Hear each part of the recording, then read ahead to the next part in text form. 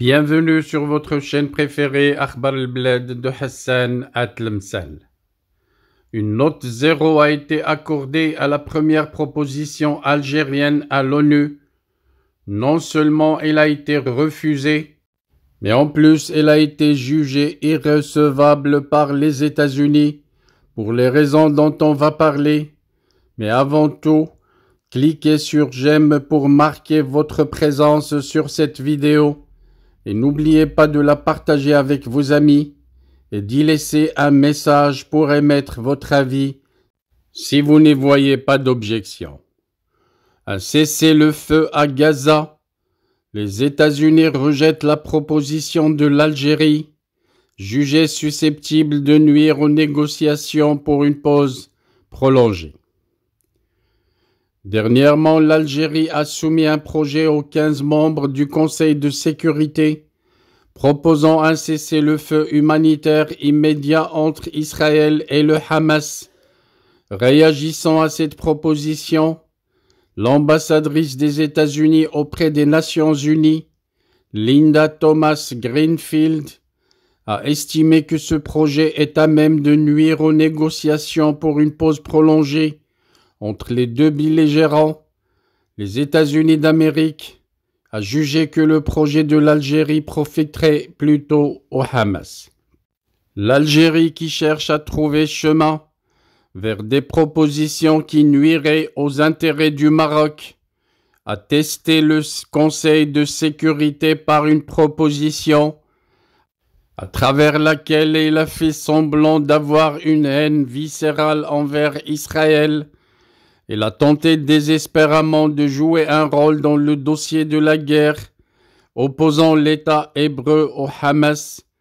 Étant membre du Conseil de sécurité de l'ONU, l'Algérie, gouvernée par une junte militaire dictateur depuis 1962, a présenté aux membres de cet organisme onusien un projet visant à obtenir une trêve à la bande de Gaza, une proposition qui exige un cessez-le-feu humanitaire immédiat avant qu'aucune précision n'ait été donnée sur une éventuelle date que l'Algérie choisirait pour soumettre le projet, un projet de résolution au vote. Les États-Unis d'Amérique ont réagi en nuisance diplomatique d'Alger, un projet jugé irrecevable. Ce projet de résolution pourrait mettre en péril des négociations délicates et faire dérailler les efforts diplomatiques exhaustifs et continus visant à obtenir la libération des otages et à garantir une pause prolongée dont les civils palestiniens et les travailleurs humanitaires ont désespérément besoin, a déclaré Madame Thomas Greenfield, ambassadrice des États-Unis auprès des Nations Unies, le vendredi dernier.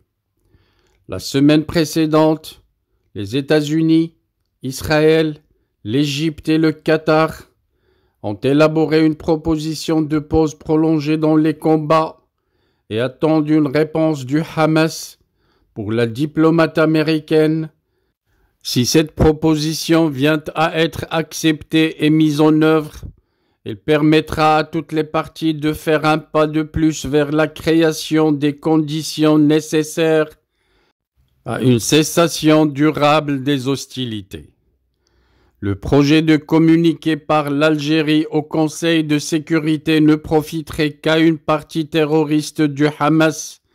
L'option préconisée et défendue par Washington est d'observer les pauses dans les combats pour protéger les civils et libérer les otages pris par le Hamas.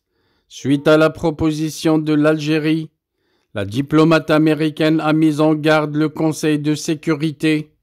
Le Conseil a l'obligation de veiller à ce que toute action entreprise dans les prochains jours accroisse la pression sur le Hamas pour qu'il accepte cette proposition, a-t-elle insisté. Notons que le Premier ministre du Qatar, en l'occurrence le cheikh Mohammed Ben Abdelrahman Al Thani, a rencontré le secrétaire général de l'ONU, Antonio Guterres, à New York vendredi dernier pour l'informer de l'état d'avancement des négociations visant à obtenir des pauses prolongées entre Israël et le Hamas, selon le porte-parole de l'ONU, Stéphane Dujarric.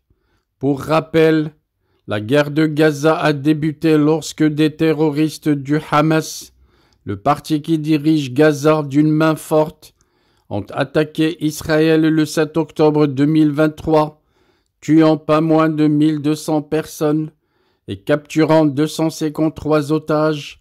En guise de représailles, Israël avait déclaré la guerre sur Gaza, qui s'est soldée par la libération de certains otages et la mort de milliers de personnes.